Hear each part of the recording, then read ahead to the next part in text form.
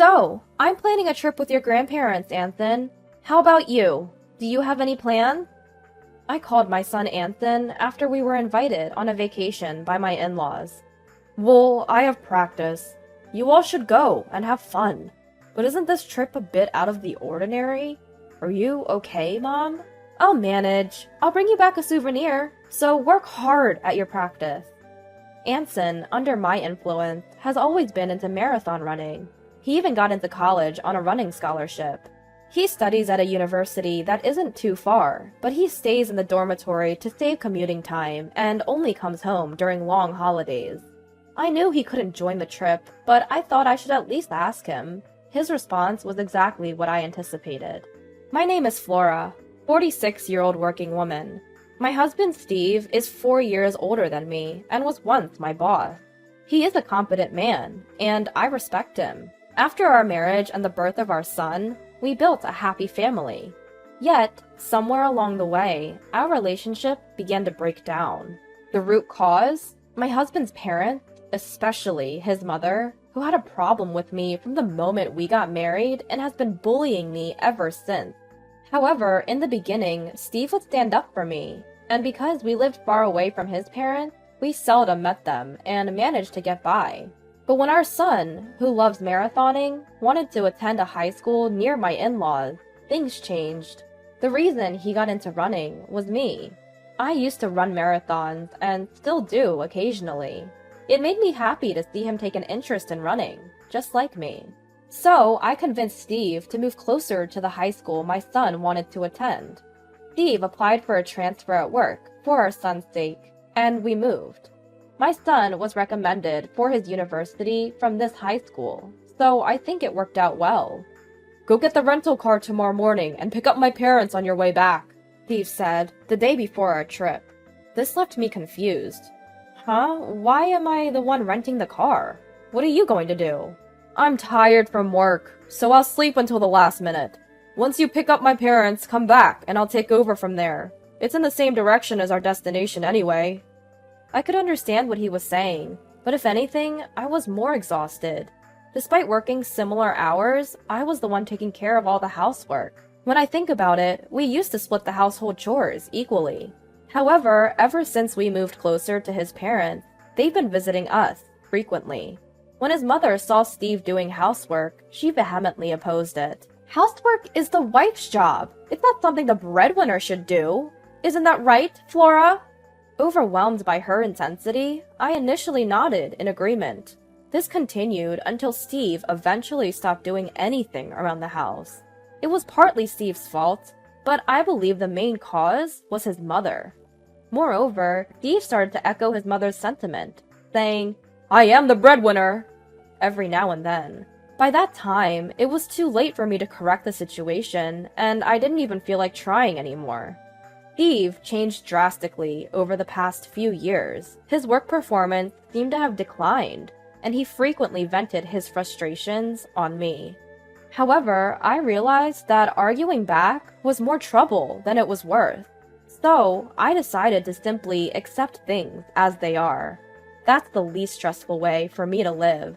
There were times I considered getting a divorce, but when it came time for our son's college recommendation, I feared it could disadvantage him if we were a single-parent family, so I couldn't go through with the divorce.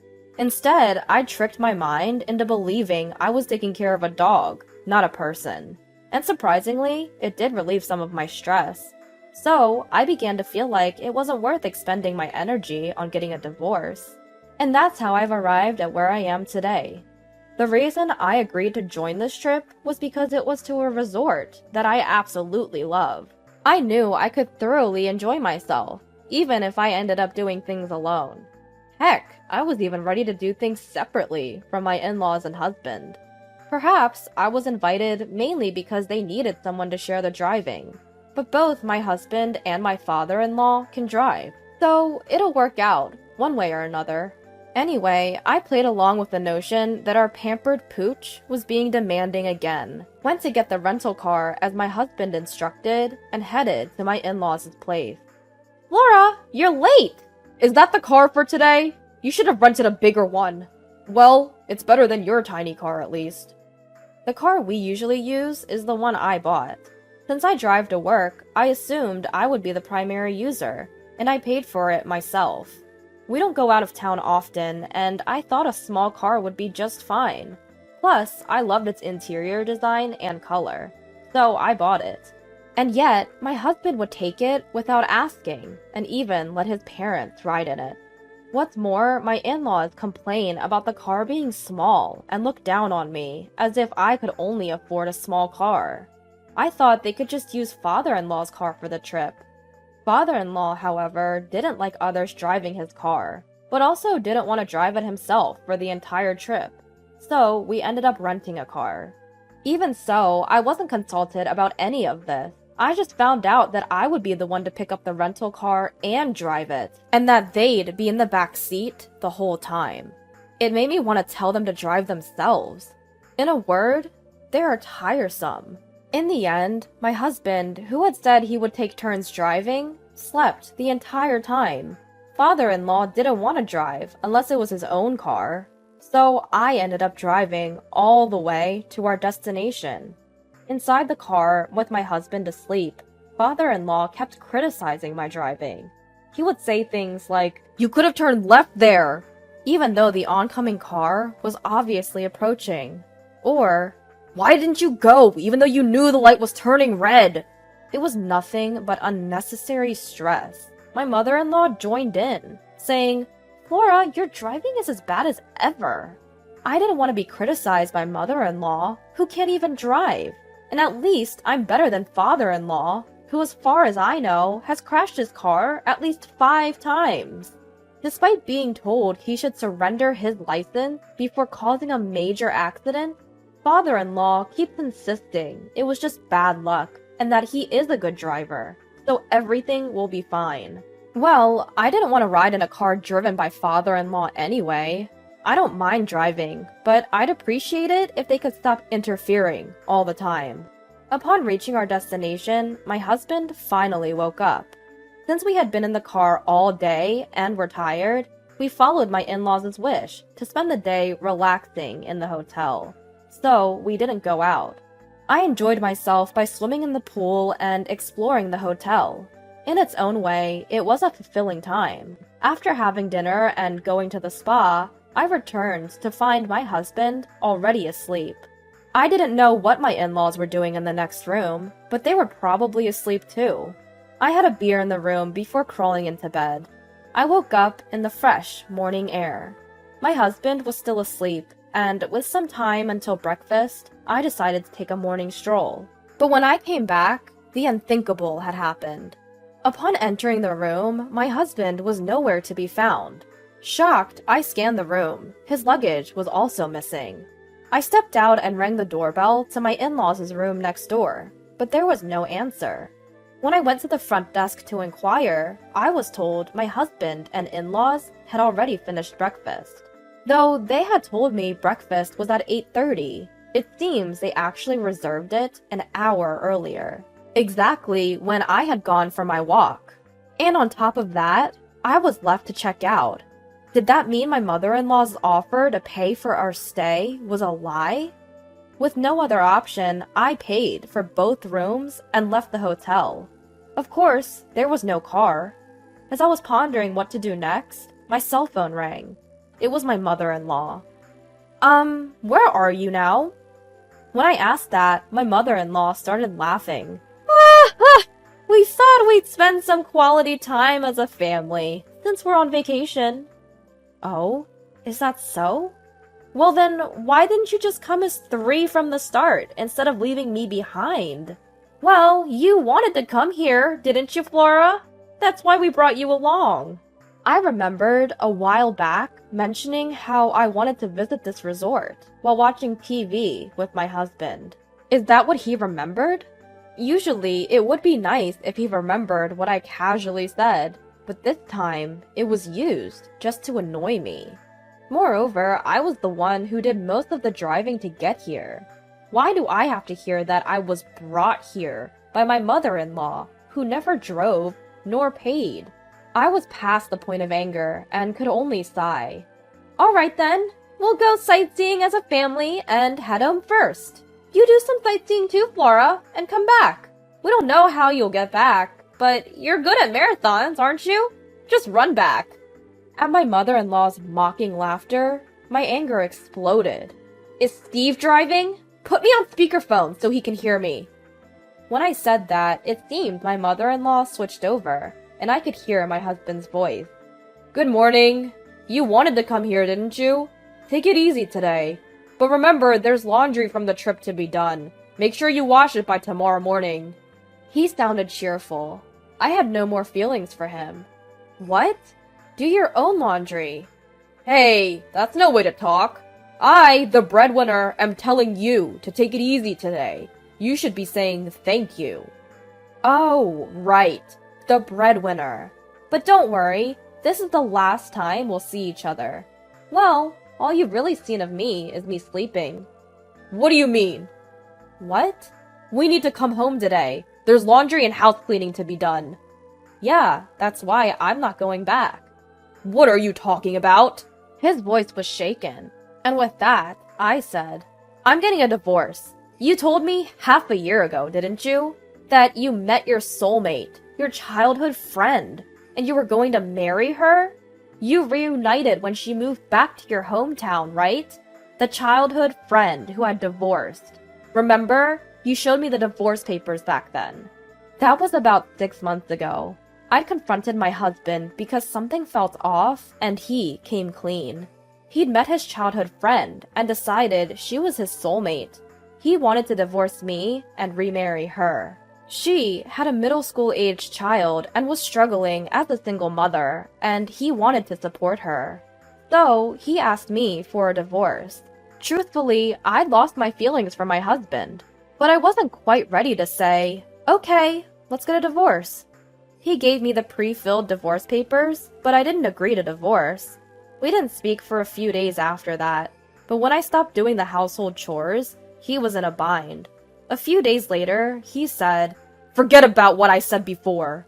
Well, I couldn't just forget it, and I started gathering evidence of his infidelity. Could it be that Steve planned this trip to get on my good side? I mused. The conversation happened about 3 months ago. It was right after you quit your job. At my words, surprised voices from my in-laws on the other end of the speakerphone echoed. This must have been the first time they heard about their son quitting his job. When you said you were quitting your job, I told you it would be hard to get a new job, and I disagreed with your reason, right? I recalled. You said that you were an excellent worker and would find a new job right away, but you only found a part-time job. I wonder when you'll find a proper job. My husband was driving, and while he was staying quiet, I took the opportunity to spill everything. I'd been coping with stress by imagining you as a dog. But then I thought I might as well get an actual dog, I declared. So, I'll submit the divorce papers. Enjoy your family vacation. My in-laws were calling my name in shock, and my husband was trying to say something, but I cut the call without paying any attention. I decided to enjoy sightseeing before heading home. When I explained the situation over the phone to my son, "See, I told you," he said. "Well, if you're divorcing, then it's fine." Anthony, his reaction was lighter than I expected. Given he knew the situation, his reaction was as expected. Even though I returned from the trip, I didn't go home. In fact, I'd been keeping my and Anthony's belongings in a self-storage, ready for any situation. I had the bare necessities with me, so I dragged my suitcase to a real estate agency. The sales representative, who had a professional relationship with me, was there to greet me. She was a woman of my generation, easy to talk to, and we'd hit it off and had drinks together a few times. Over drinks, I'd complained about my husband and in-laws and asked her to always keep an eye on available properties, just in case. That day, I signed a contract. With my own place secured, I felt relieved and decided to submit the divorce papers at the city hall. The divorce was granted without any issue. Finally, I decided to return the countless calls my husband had made. "Hello?" I started. "The divorce papers have been accepted. We are now officially strangers. At that, my husband's panicked voice echoed in the phone. Are you serious about the divorce? I broke up with her. Now there's only you. You didn't like me looking at other women, right? Now I'm only looking at you. So come back, without worries. But all I felt for his words was revulsion. Huh? What are you talking about? I never intended to please you in the first place. And you didn't break up with her, did you? You were dumped because you couldn't find a job and you had no money, right? It turned out that my husband's mistress was the friend of the sales rep who had introduced us to our new place. Talk about a small world. She had been listening to complaints about my husband from the mistress, who claimed to be his current girlfriend. And apparently, after he quit his job and started working part-time, she saw no point in being with him and broke up. But a fling is a fling. I'm definitely going to demand compensation. That's right. Even if they've broken up now, the fact remains that he cheated, and there's evidence. Compensation? I told you we broke up! Now there's only you! I can only sigh at this point. So you're saying that now that you're single, you're thinking of having another affair? I don't care what you do, but I'm done being exploited. You didn't even notice that your stuff at home was missing, because you didn't care, did you? I'm not going back, so throw away what you don't need. With that, I hung up the phone. Even after that, my ex-husband kept calling me, and even my former in-laws reached out. But of course, I'm never going back to that house. My ex-husband still hasn't found a job, can't pay the rent, and has moved back in with his parents. My ex-father-in-law is still driving dangerously and recently crashed into a neighbor's fence with my ex-mother-in-law in the car. Fortunately, no one else was injured, but they didn't have property insurance and had to borrow money to cover the repair costs. All of this was written in emails that my ex-husband kept sending me on his own. I find his misfortunes slightly amusing. I don't reply, but I haven't blocked his emails either, just quietly enjoying the show. Since I moved to a pet-friendly property, I started keeping a small dog, and realized that I enjoyed taking care of a dog more than taking care of people. My son, worried about me being alone, has started coming over on weekends, a change from his previous habit of only visiting on long holidays. I'm living a fulfilling life every day. Maybe this weekend, I'll go back to that resort town for the first time in a while.